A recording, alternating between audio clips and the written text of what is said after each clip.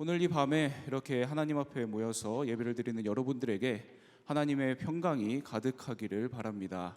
특별히 이 성령께서 오늘 이 밤에 우리 모두를 깊은 기도의 시간으로 인도해 주시기를 바랍니다. 여러분, 우리가 때때로 살아가면서 이런 고백을 할 때가 있습니다. 때때로 내 인생이 밤과 같다, 이런 고백을 하고 이런 이야기를 할 때가 있습니다. 밤과 같이 지금 내가 살아가는 이 시간이 참 어둡다, 캄캄하다, 이런 이야기를 할 때가 있다는 겁니다. 여러분, 이때 우리들이 이야기하는 이 밤이라고 하는 것은 물리적인 이 밤을 이야기를 하는 건 아닐 겁니다. 그렇죠? 물리적으로 하루에 이 해가 지고 나서 이 저녁 시간, 그때의 밤을 이야기를 하는 것은 아닐 겁니다. 내 인생이 밤과 같이 참 어둡다, 이렇게 우리가 이야기를 할 때 이때의 밤은 지금 내 삶이, 내 인생이, 내가 살아가는 형편이, 상황이 그만큼 참 힘들고 앞이 보이지 않는 어려운 상황에 있다, 이것을 표현하는 그런 말입니다. 여러분, 이런 의미에서 우리가 좀 밤을 오늘 좀 생각을 해보려고 합니다. 이런 의미에서 같이 좀 밤을 생각해 볼 때 제가 떠올랐던 사람이 한 명이 있었습니다. 그 사람은 이 엘리 위젤이라고 하는 사람이거든요. 이 사진에 보이는 바로 저 사람입니다. 이 엘리 위젤은 어떤 사람이냐면 유태인입니다. 유태인이요. 유태인인데 어떤 일을 겪었냐면 불과 15살의 나이에, 이 15살밖에 되지 않았던 그 나이에 나치 아우슈비츠 수용소에 끌려갔었던 그런 경험을 갖고 있는 사람입니다.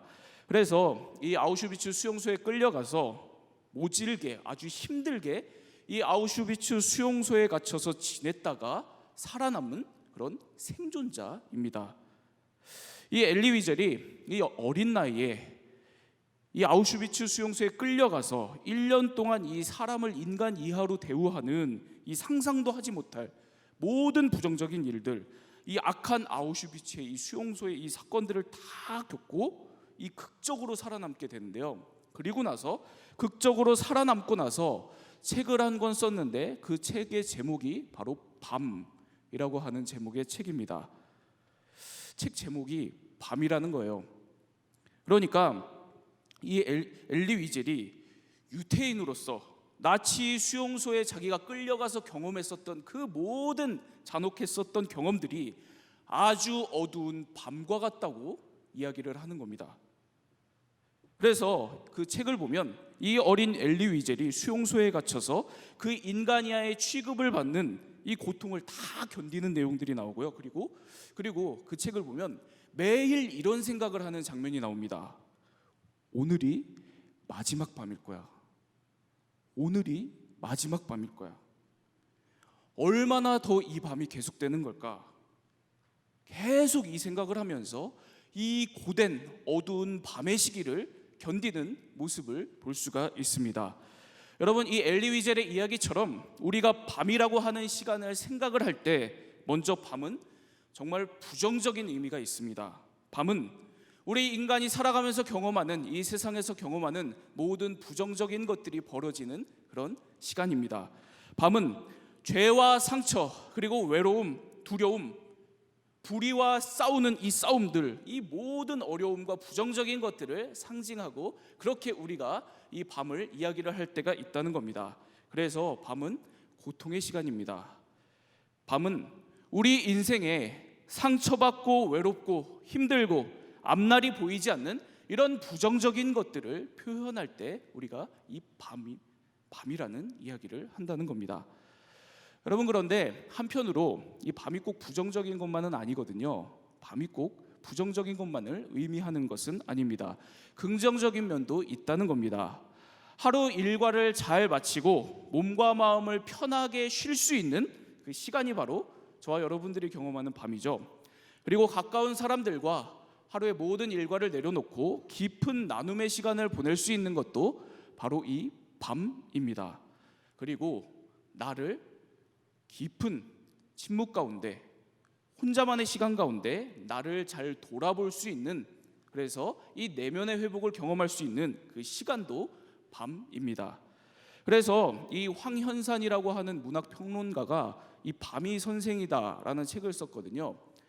사진에 보시는 이 책입니다. 이 책을 보면 밤을 어떻게 표현하냐면 다름 아니라 밤은 회복의 시간이다 이렇게 표현하는 대목이 나옵니다. 이 밤이 회복의 시간이라는 이 이야기를 하면서 이 저자가 이 밤이 회복의 시간이라는 것을 어떻게 설명을 하냐면 특별히 이 군인들을 예를 들어서 설명을 해요. 군인들이 이 전쟁을 하면 이 전쟁을 하는 이 군인들이 낮 동안에는 한창 전투를 하죠. 전투를 하고 그리고 밤이 되면 이 모든 것들을 내려놓고 정비를 합니다. 회복의 시간을 갖는다는 겁니다. 정리를 하고 아픈 곳이 있다면 그것을 고치고 회복하는 시간을 갖는다는 겁니다. 그것처럼 우리들이 낮에 생긴 이 상처나 피로를 치유하는 이런 회복의 시간이 바로 밤이라는 이야기를 합니다. 여러분, 그래서 이 두 가지를 상반된 이 두 가지를 가지고 좀 생각을 해볼까요? 여러분, 밤은 고통의 시간이기도 하고 회복의 시간이기도 합니다. 여러분, 그래서 우리가 이렇게 생각을 해볼 수 있죠. 밤 자체가 문제가 아니겠구나. 문제는 우리가 늘 경험하는 이 밤의 시간을 어떻게 보내느냐에 따라서 이 밤은 긍정적인 시간이 될 수도 있고 그리고 우리에게 부정적인 시간이 될 수도 있는 겁니다. 특별히 신앙생활에 있어서 우리 이 신앙생활에 있어서 밤은 우리의 영적 성장을 돕는 굉장히 중요한 시간입니다. 밤은 물론 어두움의 시간이지만 밤은 우리들이 믿음을 붙들고 이 어두움과 싸울 수 있는 그런 시간입니다. 그리고 밤은 우리가 홀로 잠잠히 하나님을 바라보고 하나님을 믿고 하나님께 더욱 가까이 나아갈 수 있는 귀한 시간이 바로 이 밤입니다. 여러분, 가을이 왔고요. 그리고 밤이 점점 더 길어지고 있습니다. 그렇죠? 쌀쌀한 밤이 점점 더 길어지는 것을 오늘 우리들이 경험하고 있습니다. 그리고 코로나로 인한 이 세상에 참 힘든 어려운 이 밤의 시간도 쉽게 끝나지 않고 있음을 우리들이 지금 경험하고 있습니다. 계속 길어지고 있습니다. 여러분, 그렇지만 그래도 이 어두운 밤의 시간을 무엇보다 하나님과 함께 보내는 귀한 이 믿음의 사람들이 다 되시기를 바랍니다. 여러분, 어두운 우리 삶의 상황들, 이 어두운 생각들, 그리고 어두운 감정들, 이 모든 것들이 일어날 때마다, 올라올 때마다 그럴 때 그것을 따라가는 것이 아니라 고개를 돌려서 살아계신 하나님을 바라보고 그리고 살아계신 하나님과 함께 오늘도 믿음의 삶을 살아가는 여러분들이 다 되시기를 바랍니다. 그래서 오늘 모든 밤의 시간들을, 우리가 오늘도 살아가면서 경험하는 모든 어두움의 시간들, 밤의 시간들을 부정의 밤이 아니라 긍정의 밤으로 살아내는 저와 여러분들이 다 되기를 바랍니다. 오늘 말씀을 보면 이 밤의 시간을 바로 이렇게 긍정적으로 하나님 안에서 귀하게 보내고 있는 사람들을 우리가 볼 수가 있습니다. 오늘 말씀을 좀 함께 보도록 하겠습니다. 오늘 말씀 1절입니다. 1절 함께 읽겠습니다. 시작. 보라, 밤에 여호와의 성전에 서 있는 여호와의 모든 종들아, 여호와를 송축하라.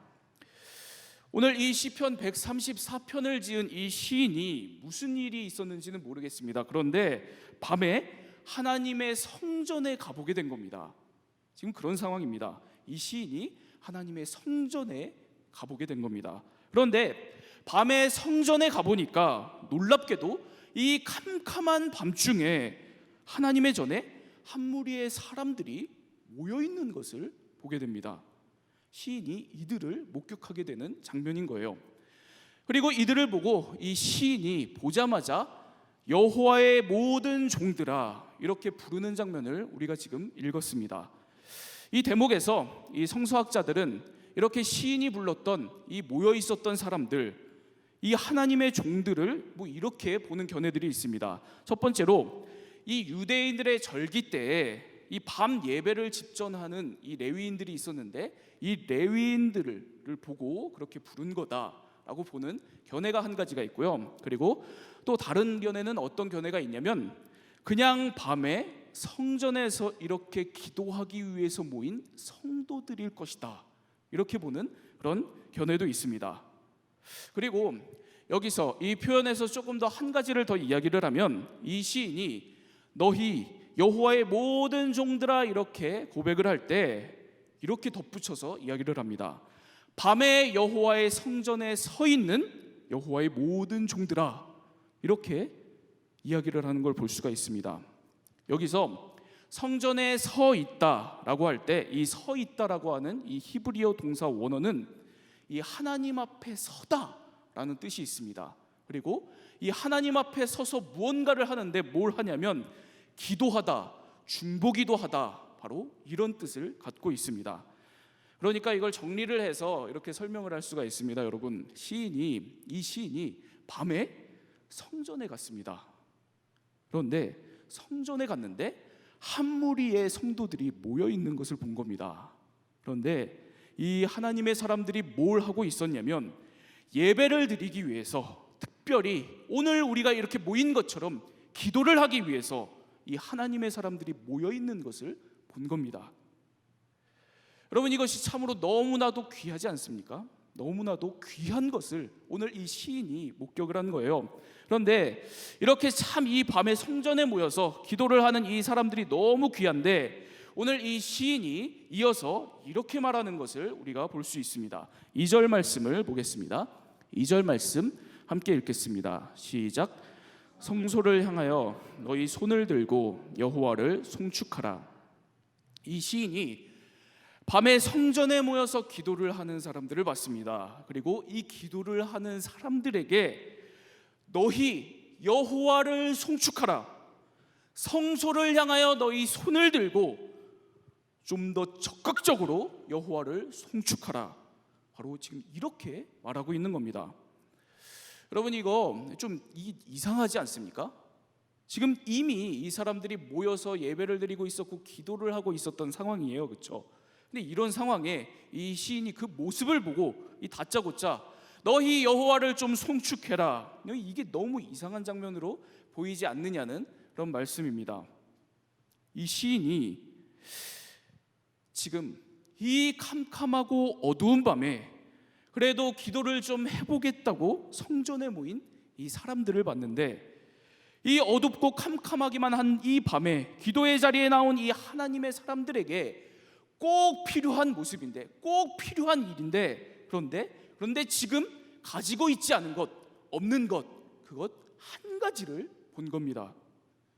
정말 필요한데 없는 것 한 가지를 봤다는 겁니다. 그래서 그것을 간절하게 권면을 하고 있는 장면입니다. 여러분, 그게 뭐냐면 지금 너희들과 함께하고 계시는 하나님을 바라봐라. 하나님을 향해서 손을 들어라, 마음을 들어라, 그 하나님을 송축해라, 바로 이것을 권면하고 있는 겁니다. 여러분, 이 시인의 이 간절한 권면을 한마디로 뭐라고 할 수 있을까요? 이 시인의 이 간절한 권면 한마디로 요약하면 경외심입니다. 경외심을 가지라는 겁니다. 경외의 모습을 보이라는 겁니다. 하나님을 경외하라는 겁니다. 지금 네가 있는 그 자리, 기도의 자리에서, 예배의 자리에서 함께하고 계시는 하나님을 경외하기 위해서 너의 마음을 좀 다잡고 태도를 분명히 하고 모든 것을 다 하라는 겁니다. 여러분, 이렇게 내가 있는 자리에서 함께 하시는 하나님, 거룩하신 하나님, 위대하신 하나님, 이 하나님에 대한 두렵고도 우리의 기쁜 이 분명한 임재의식을 이 경외심이라고 하거든요. 경외심이요. 그리고 이 경외심은 오늘도 이렇게 기도의 자리에 나온 우리 모두에게 지금 이 자리에 하나님이 여기 계시다는 이 분명하게 우리가 가져야 할 바로 이 경외심, 이것이 바로 오늘 우리에게 중요한 것입니다. 가장 중요한 마음이라는 겁니다. 오늘도 이렇게 기도의 자리에 나온 여러분 지금 이 자리에, 지금 내 앞에 하나님께서 여기 계시다는 분명한 경외심 가지고 계십니까? 하나님을 향한 분명한 임재의식을 가지고 이 자리에 있으시냐는 겁니다. 경외심을 가지고 계시냐는 겁니다. 1세기 교회 예배 이야기라는 책이 있어요. 이 아주 작은 책입니다. 짧은 책인데 이 초대교회에 이 예배의 모습이 어떠했는지를 이 짧은 이야기로 묘사를 해놓은 책입니다. 이 주인공이 이 성경에 등장하는 이 브리스길라와 아굴라의 집에 이 방문을 해서 함께 예배드리는 그 상황을 이야기로 이렇게 쭉 풀어서 써놓은 책이에요. 그런데 이 책을 보면 이 정말 이렇게 예상 밖으로 이 책에 묘사해 놓은 이 초대교회 예배의 모습을 보면 굉장히 허술합니다. 일반 가정집에 그냥 이렇게 몇 명이 모여서 이게 어떻게 하냐면 요즘 어떻게 살았는지를 그냥 이야기를 해요. 이 나눔을 합니다.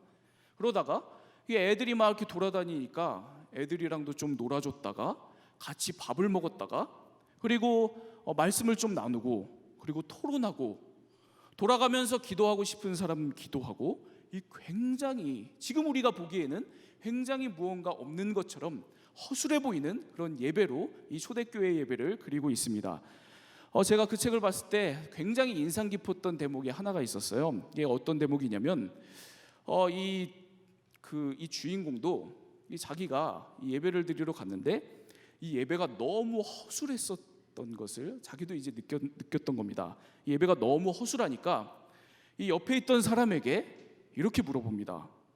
아니 그래서 도대체 예배는 언제 시작하는 겁니까? 도대체 예배 언제 시작하는 겁니까? 이러다가 그냥 시간 다 가는 겁니까? 그랬더니 이 옆에 있던 사람이 이렇게 대답을 해요. 당신이 이 집에 들어서는 그 순간부터 예배는 시작됐다고. 여러분 이 책이 정확하게 기록해 놓고 있는 게 바로 이거거든요. 1세기 초대교회 때의 예배, 그냥 성도의 집에 가서 밥을 먹고 이야기를 나누고 말씀을 나누고 굉장히 허술한데, 그런데 오늘 우리들 배워야 될 이 핵심 하나는 굉장히 분명했다는 겁니다. 그게 뭐냐면 바로 임재의식입니다. 하나님이 지금 여기에 계시다. 하나님이 지금 나와 함께 계시다. 이 하나님 함께 계시고 내가 이 하나님 경외하는 이 마음 가운데 살아가고 있다. 바로 이 임재의식, 이 경외심 하나는 이들이 분명히 갖고 있었다는 겁니다. 이 공간 안에 하나님께서 계시다. 이곳에 들어오는 순간, 이 모든 순간이 예배다. 우리는 이곳에 계신 하나님을 예배하고 있다. 바로 이 경외심이 분명했다는 겁니다. 여러분 이것이 오늘 우리들이 이 요즘 우리들의 신앙생활 중에서 참 이 중요한 문제가 아닐까라는 생각을 해요. 여러분 우리가 올해 들어서 이 코로나로 인해서 참 어려운 시기를 계속해서 보내고 있습니다.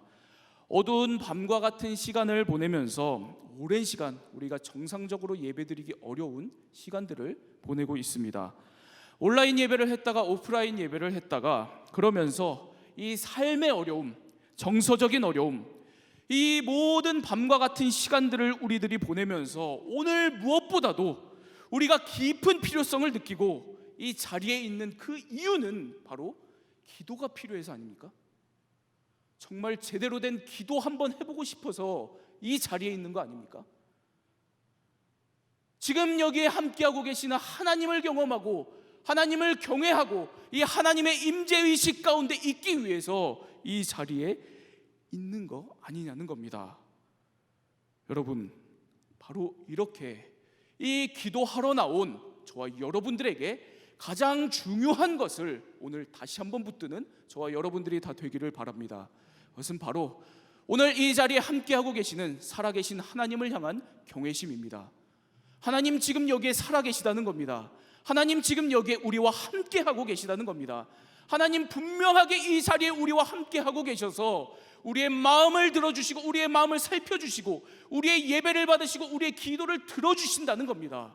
바로 이 임재의식, 이 경외심 여러분 분명히 이 시간에 갖고 하나님 앞에 서는 여러분들이 다 되시기를 바랍니다.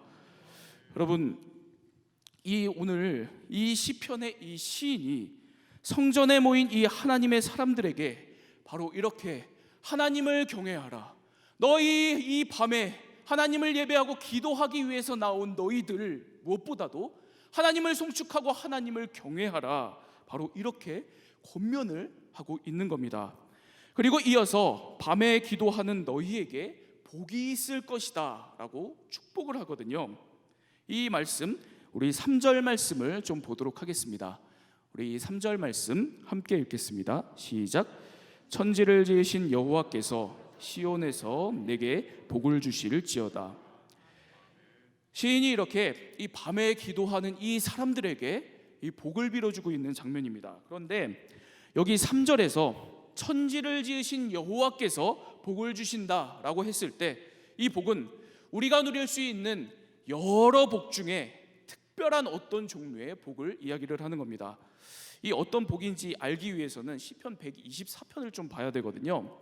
이 학자들이 이 3절에 나오는 이 표현이 시편 124편 8절과 유사하다고 이야기를 하면서 아마도 이 비슷한 어떤 복을 이야기를 하고 있는 것이 아닌가라고 하는 글을 제가 본 적이 있습니다.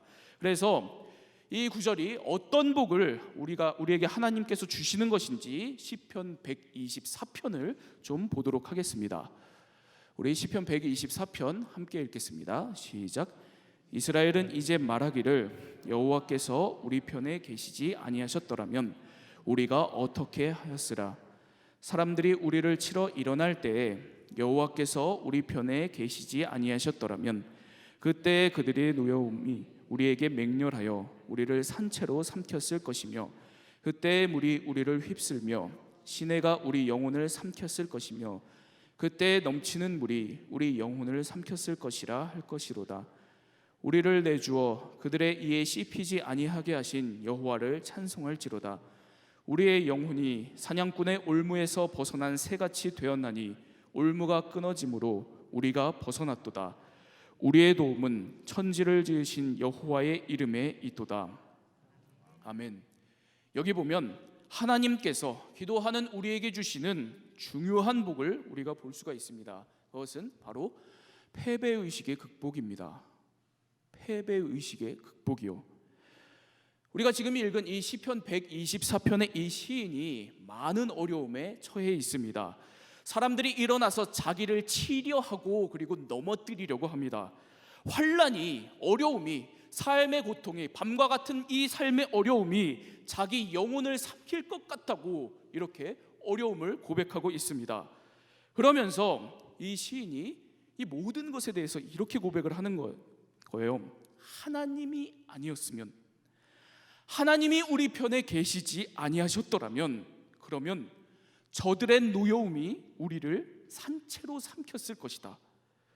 넘치는 환난의 물이 우리를 휩쓸고 우리 영혼을 삼켰을 것이다. 여러분, 이 시인이 함께하는 이스라엘 백성들이 이전에 다 이런 생각을 갖고 있었던 겁니다. 패배의식이요. 힘들 거다, 어려울 거다, 계속 안 될 거다, 지금 이 환난이 우리를 삼킬 거다, 우리가 이 어려움 가운데 있다, 계속된 이 어려움 가운데에서 우리가 벗어나기가 어려울 것이다. 그런데 이 시인이 이 모든 어려움에도 불구하고 이렇게 고백을 합니다. 하나님이 우리 편에 계셔서, 우리와 함께 계셔서 우리가 그렇게 되지 않았다. 문제에서 벗어났다. 이 하나님의 도우심이 우리에게 있다. 그리고 앞으로도 하나님이 우리 편에 계셔서 우리가 승리할 수 있다. 바로 이런 패배의식의 극복을 이 시인이 경험하고 있는 겁니다. 여러분, 오늘 이 시편 134편의 이 시인도 바로 이와 같은 하나님의 복을 밤에 기도하는 사람들에게 빌어주고 있습니다. 밤에 기도하는 너희들에게 하나님께서 복 주시기를 바란다. 어떤 복이냐면 어려울 때 도우시는 이 능력의 복, 특별히 도우심을 통해서 늘 우리가 갖고 있는 우리의 이 패배의식이 극복되는 이 하나님의 복이 있기를 바란다. 바로 이렇게 밤에 기도하는 사람들에게 간절하게 하나님의 이 축복을 빌어주고 있는 것을 볼 수 있습니다.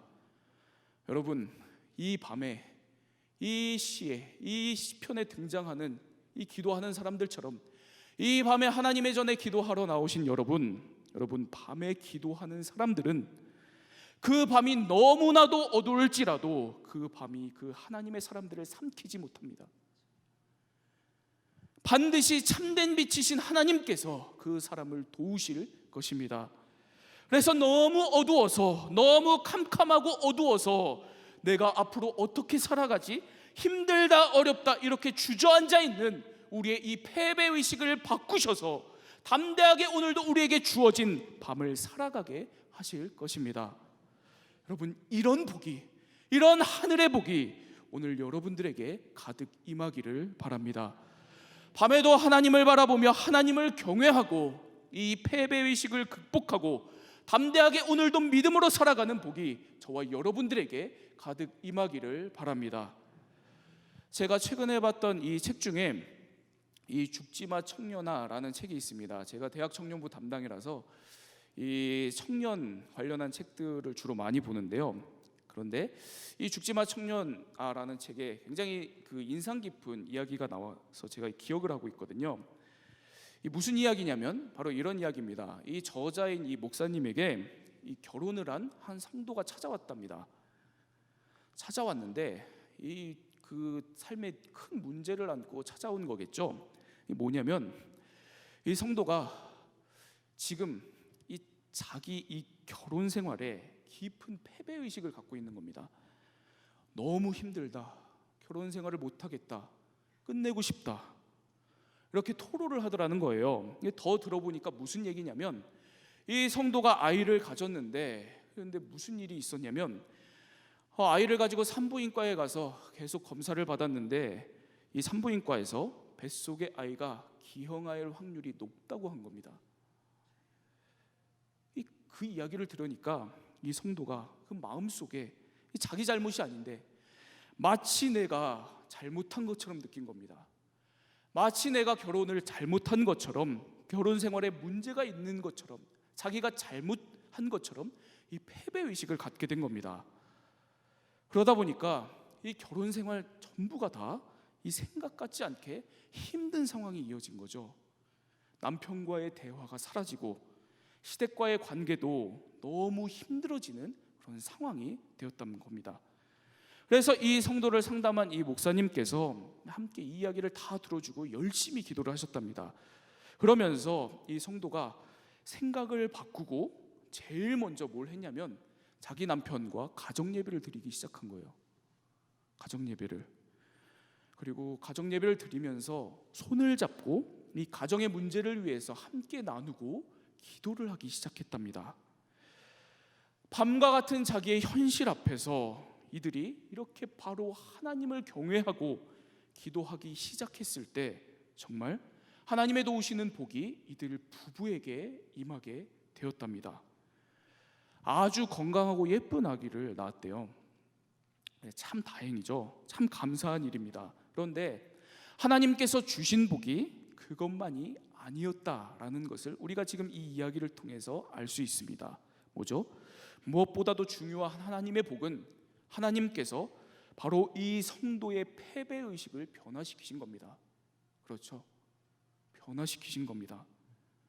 다 포기하려고 했던, 내가 모든 걸 잘못한 것처럼, 이제는 내가 못할 것처럼 느낀 이 패배의식 가운데에서 이 결혼 생활에 대한 생각을 바꾸고 이 패배의식을 바꾸셔서 부부가 같이 가정 예배를 드리고 같이 기도하게 하시고, 그래서 깨어졌던 이 부부 관계가 회복이 되는 큰 복이 임하게 된 겁니다. 그리고 아주 건강한 아이를 얻게 된 거죠. 밤과 같은 현실 속에서 기도했을 때 바로 이렇게 하나님께서 도우시는 복이 이 가정 가운데 임하게 된 겁니다. 여러분, 참 밤과 같은 어두운 현실을 보고 듣게 되는 요즘입니다. 다 말로 할 수는 없지만 제가 대학 청년부 담당으로 우리 청년들 한 명 한 명 신방하고 연락할 때마다 요즘 참 얼마나 밤과 같은 시간들을 보내고 있는지를 모릅니다. 그런데 우리 청년들만이 아니라고 생각을 해요. 우리 상당의 모든 성도들 이런저런 밤과 같은 시간들 가운데, 어려움 가운데 살아가고 있을 것이라고 생각을 합니다. 여러분들이 경험하는 어두운 현실에 지지 말기를 바랍니다. 어두운 현실을 경험할수록, 밤과 같은 상황을 경험할수록 오히려 더욱 하나님을 경외하며 하나님께 나아가는 여러분들이 다 되기를 바랍니다. 특별히 지금 내 상황 때문에 마치 모든 게 안 될 것처럼 패배의식 가운데 지금 주저앉아 있다면, 오늘 하나님께서 그 모든 패배의식을 깨뜨려 주시고 하나님이 내 편이시다, 하나님이 그래도 오늘 나와 함께 하신다, 바로 이렇게 저와 여러분 모두의 생각이 바뀌는 이런 하늘의 은혜가 있기를 바랍니다. 여러분, 가을이 오고 밤이 점점 더 길어지고 있습니다. 코로나로 인한 이 세상의 이 힘든 밤의 시간도 쉽게 끝나지 않고 계속 길어지고 있습니다. 어두운 우리 삶의 이 상황들에 지지 않기 위해서 오늘도 기도하는 여러분들이 되시기를 바랍니다. 밤마다 어두운 생각들, 감정들, 이 패배의식이 올라올 때마다 그것에 지지 않기 위해서 더욱 열심히 하나님께 나아가는 여러분들이 다 되시기를 바랍니다. 그리고 자꾸 내 문제, 내 욕망, 다른 것을 보려고 하는 내 이 시선, 내 고개를 오늘도 돌려서 내 앞에 살아계신 하나님, 내 앞에 지금 임재해 계신 이 하나님만을 바라보고 하나님을 경외하며 기도의 자리로 나아가는 여러분들이 다 되시기를 바랍니다. 그래서 밤에 기도하는 사람에게 도우시는 이 하나님의 복이 오늘 여러분들에게 가득 임하기를 바랍니다. 또 우리가 부딪히고 있는 모든 어려운 현실에도 하나님이 도우시는 복이 임하기를 바랍니다. 그래서 오늘 모든 밤의 시간들을 부정의 밤이 아니라 긍정의 밤으로 살아내는 저와 여러분들이 다 되기를 바랍니다. 살아계신 하나님 아버지, 인생의 뜻하지 않은 밤을 만나 어찌할 바 알지 못하는 낙심과 절망 가운데 하나님 주님 앞에 간절한 모습으로 기도하는 주의 백성들의 그 간구와 기도를 주님께서 기억하여 주시옵소서. 고통과 절망의 밤이 아니라 회복과 모든 패배의식을 다시 다 지우고 주님을 더 뜨겁게 만나는 소망의 밤이 되게 주께서 도와주시옵소서. 하나님 여호와의 존전 앞에 하나님의 임재의식을 경험하며 주님을 더욱더 뜨겁게 만나는 하나님 귀한 은혜의 밤들이 다 되게 도와주시옵소서.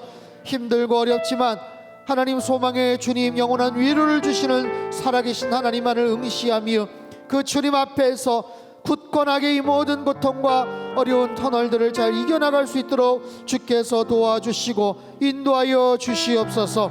대한민국을 주님 손에 의탁을 드립니다. 대통령과 모든 위정자들이 살아계신 하나님을 두려워하게 하여 주시옵소서. 모든 정치 지도자들이 정직하게 하여 주시옵소서. 진리 앞에 바르게 서게 하여 주시옵소서. 옳은 것을 옳고 틀린 것을 틀리다고 분명하게 말할 수 있게 하시고, 당리 당략과 정치적인 이해관계 속에서 하나님 잘못된 모습으로 모든 여러가지 현안들을 의논하고 법제화시키지 않게 도와주시옵소서. 포괄적 차별금지법이 절대로 하나님 아버지 점으로 제정되지 않게 주님께서 차단하시고 막아주시옵소서. 하나님 정치, 경제, 사회, 문화, 사회 각계 각층에 있는 모든 리더들을 주님께서 붙잡아 주시어서 힘들고 어려운 이 시절에 참으로 자신을 낮추며 겸손하게 하나님 맡겨주신 그 책임들을 감당케 도와주시옵소서. 천년 만년 그 역할을 감당하는 것이 절대로 아닙니다. 하나님 주님께서 부르시면 아무것도 아무런 저항도 할 수 없는 너무나도 무력한 먼지와도 같은 인간이기에 하나님 우리의 시작이 어디에서 근원이 되었고 가야 될 곳이 어디인지를 분명히 깨닫는 겸손한 하나님 리더들 다 되게 도와주시옵소서. 대한민국에 하나님 많은 교회들이 지금 힘겨워하고 있습니다. 6만여 개에 있는 많은 교회들이 너무나도 무기력 가운데 빠져 있습니다. 주님 붙잡아 주시고 불쌍히 여겨 주시옵소서. 모든 목회자들과 장로님들, 당회원들, 하나님 교회 지도자들을 주님께서 굳건히 세워 주시옵소서. 본질적인 것에 목숨을 걸게 도와주시고 하나님 말씀 그대로 하나님 믿고 신뢰하며 모든 목회적인 상황과 어려움들을 타개하며 나아갈 수 있도록 주께서 도와주시옵소서. 하나님 우리 모든 성도님들 그들의 모든 일상 가운데 살아계신 하나님을 경험하며 날마다 주님과 동행하며 살아가기를 간절히 빌고 원합니다. 절박한 기도 제목들이 있습니다.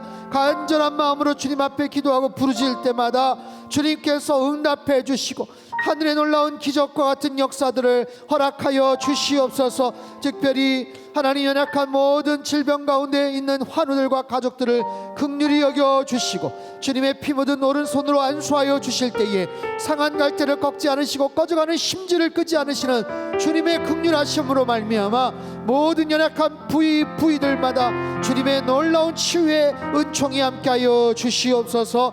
주님, 우리 가정을 주님 손에 의탁을 드립니다. 주님 앞에서 다시 회복되게 하시고 예배하는 가정, 말씀이 거룩한 유산으로 계속해서 계승이 되는 우리 가정들 다 되게 도와 주시옵소서. 기도의 마스터 하나님, 귀한 영성 훈련을 저희들에게 허락해 주신 것 감사를 드립니다. 기도를 잘 배우게 하여 주시옵소서. 수십 년 믿음 생활하며 기도했다고 하지만 하나님, 기도에 대한 정의와 바른 의미와 방법과 어떤 모습으로, 어떤 태도와 자세로, 어떤 기도 제목으로 주님 앞에 기도해야 되는지 이번 기회에 정확하게 깨닫게 도와주시고 거룩한 습관이 하나님 우리 안에 형성되게 하여 주시옵소서. 영적인 훈련을 통하여 하나님 실제적으로 기도하는 시간들을 통하여 하늘문이 열리는 놀라운 은총을 경험케 하여 주시옵소서. 단순히 하나님 우리의 필요를 채워나가는 간구로서의 기도가 아니라 그 모든 기도의 과정들을 통해서 살아계신 하나님을 더욱더 깊이 만나게 하시고 주님과 닮아가며 하나님을 더욱더 아버지 하나님 평생 동행하는 하나님의 거룩한 기도의 마스터들 다 되게 도와 주시옵소서. 이번 주일 예배를 주님 손에 의탁을 드립니다. 주님, 흐트러진 우리의 몸과 마음을 다시 한번 다잡고 할 수 있는 한 현장에 나와서 하나님 앞에 예배하는 저희들 되게 도와 주시옵소서. 우리 자녀들의 흐트러진 모든 예배 습관도 주님께서 바르게 세워주시고 하나님, 특별히 상당교회 예배뿐만 아니라 아버지 대한민국에 있는 모든 교회 예배, 특별히 수도권 지역에 있는 예배, 하나님 모든 교회가 너무나도 오랫동안 비대면으로 예배를 드리다가 이번 주에 예배를 드립니다. 주님, 예배드리는 모든 현장마다 감격과 감동과 눈물이 터쳐나올 수 있게 도와주시고 살아계신 하나님 앞에 온전하게 반응하게 도와주시옵소서. 말씀의 능력을 회복하게 하여 주시고 찬양의 능력을 회복하게 하여 주시고 공동체의 소중함을 다시 한번 깨닫는 소중한 주일 예배가 될 수 있도록 하나님 아버지 인도하시고 역사하여 주시옵소서. 예배가 능력이고 예배가 생명입니다. 주님 만나는 뜨거운 감격이 넘치는 이번 주일 예배가 다 되도록 주님께서 함께하여 주옵소서. 이전에게도 귀한 물질 주님 손에 올려드린 모든 손길들 위해 하늘의 신령한 복과 땅의 기름진 복으로 넘치도록 부어 역사하시고 예물이 쓰여지는 모든 곳마다 오병이어의 놀라운 기적들이 나타나게 축복하여 주옵소서. 이제는 우리 주 예수 그리스도의 크신 은혜와 하나님 아버지의 극진하신 사랑하심과 성령님의 교통하심의 역사가 한밤중에 고통 가운데 부르짖고 기도함으로 살아계신 하나님을 뜨겁게 경험하며 모든 패배의식을 잘 이겨나가며 하나님께서 회복하시는 놀라운 은총을 다 경험하기를 간절히 소망하는 간절하게 예배드린 모든 주의 백성들, 그들의 가정과 일터와 건강과 자녀들의 앞길 위에와 우리 성당교회 대한민국에 있는 모든 교회들, 이 나라 민족 흩어진 모든 열방 위에 이제로부터 영원토록 함께 하시기를 간절히 축원하옵나이다. 아멘.